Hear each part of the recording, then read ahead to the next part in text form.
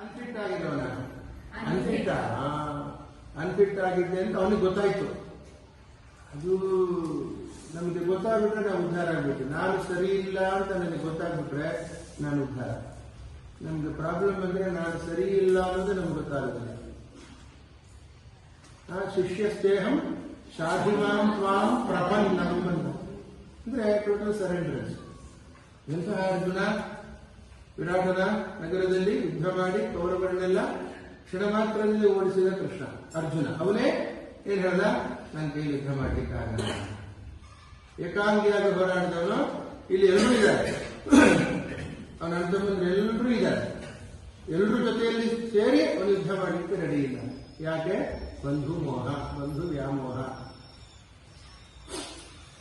ಗೆದ್ರೆ ರಾಜ್ಯ ಬರುತ್ತೆ. ಬಂದಿರೋ ರಾಜ್ಯವನ್ನು ಹಂಚಿಕೊಳ್ಳಿಕ್ಕೆ ಯಾರಾದ್ರೂ ಬರುತ್ತೆ, ಅದು ನಮಗೆ ಐಲಿಡ್. ಅದು ನಮ್ಗೆ ಯಾವಾಗಲೂ ಹೆಲ್ಪ್ ಮಾಡುತ್ತೆ ಅಲ್ವಾ? ಕಸ ಬಿತ್ತು ಕಸ ಬರುವಾಗ ಫಸ್ಟ್ ಕಣ್ಣು ಮುಚ್ಚುತ್ತೇವೆ, ಆಮೇಲೆ ಕೈ ಮೇಲೆ ಹೋಗ್ಬಿಟ್ಟು ಹೀಗೆ ತೆಗಿತೇವೆ, ಕಸ ತೆಗಿತು. ಹಾಗಾದ್ರೆ ಮೊದಲಿಗೆ ರಕ್ಷಣೆ ಕೊಡುವಂತಹದ್ದು ಯಾವುದು? ಕಣ್ಣಿಗೆ ರೆಪ್ಪೆ. ಆದರೆ ಕಣ್ಣಿನ ರೆಪ್ಪೆ ನಾವು ನೋಡ್ಲಿಕ್ಕಾಗತ್ತಾ? ಇಲ್ಲ, ಬಹಳ ಹತ್ತಿರ ಇರುವಂತಹದ್ದು.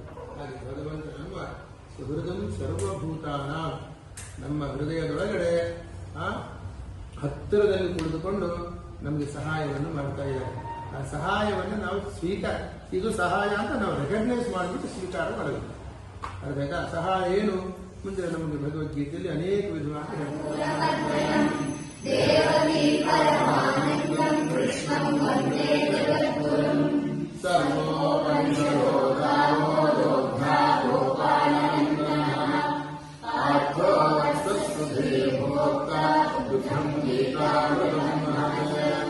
ಅಥ